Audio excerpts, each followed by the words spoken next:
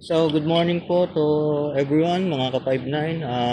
Today is February 10, 6:43 a.m. Again, advance na naman ang aking relo.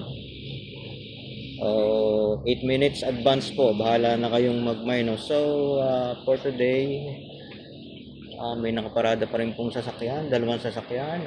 Wala pa namang alas 8. It's Monday, office hours. Sana umalis sila before 8. Although, minsan nga nagtatagal.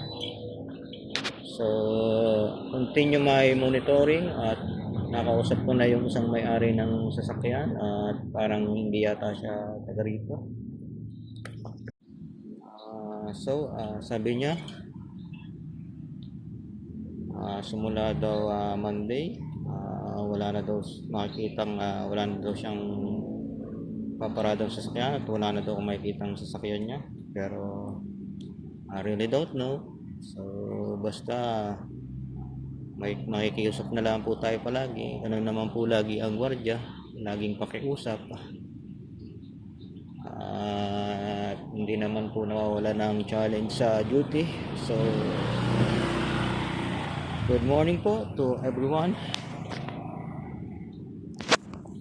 So,